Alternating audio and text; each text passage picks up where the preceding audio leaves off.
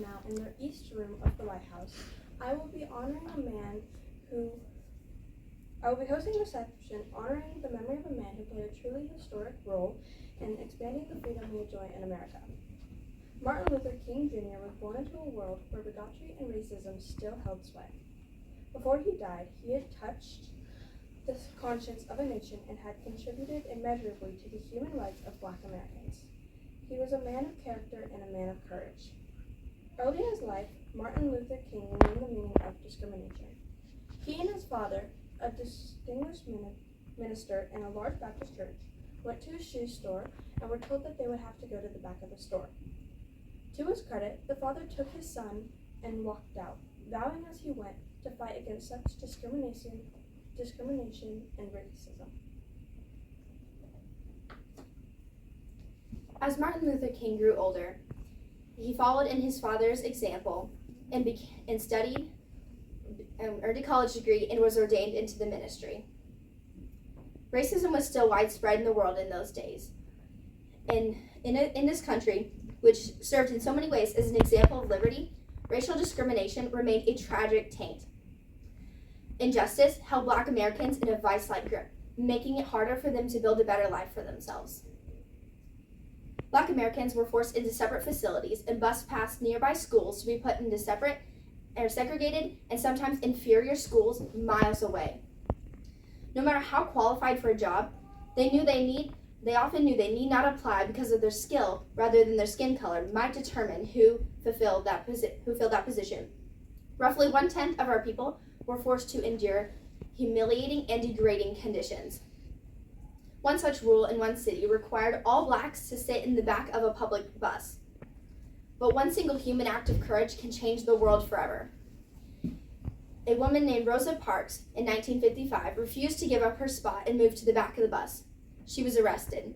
When the bus company refused to change the rule, a young minister from a local Baptist church, Martin Luther King Jr., helped organize a boycott that captured the attention of the country.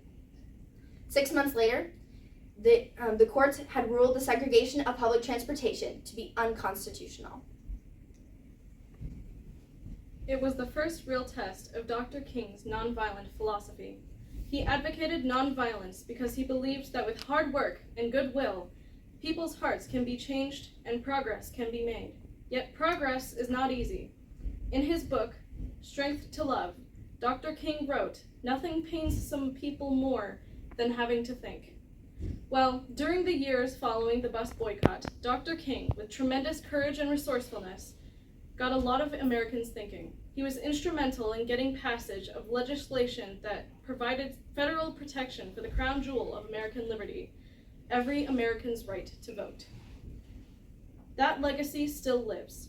Last year, I signed into law the strongest extension of the Voting Rights Act since its passage, a measure that will protect the right to vote for many years to come.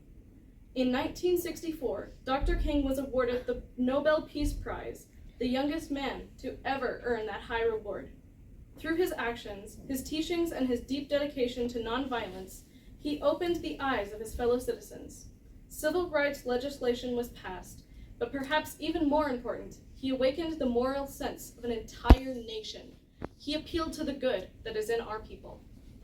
In 1968, Martin Luther King was brutally murdered, shot down by a cowardly assassin. He had remained true to his principles to the end, never succumbing to the hatred that had destroyed the effectiveness of lesser men. On the steps of the Lincoln Memorial, he had held a great and peaceful civil rights rally. There, he spoke of a dream of an America where there would be no place for hatred. His words are now a moving part of our history. Had he lived, the man we honor on this day would only be 54 years old. He, unfortunately, cannot be with us. But today, in Atlanta, Vice President Bush is attending a gathering honoring his 83-year-old father, who did so much to guide his son on the road to achievement and martyrdom. In honoring them both, we should look to the past as well as the future.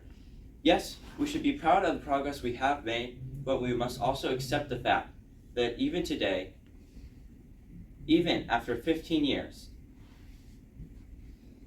there are still traces of injustice and bigotry. So let the anniversary of this courageous American's birth be for us both a time of thanksgiving and a time of renewal. Let us be grateful for the providence that sends among us men and women with the courage and the vision to stand peacefully but unyieldingly for what is right. But let us also make this a time when we rededicate ourselves, young and old, black and white, to carry on the work of justice and totally reject the words of actions and hate embodied in groups like the Ku Klux Klan. Martin Luther King Jr. showed us how much good a single life well led can accomplish. His death proved how much harm a single hand intent on evil can inflict. Let us, each of us, honor his memory by pledging in our own lives to do everything possible to make America the country where his dream of freedom and brotherhood will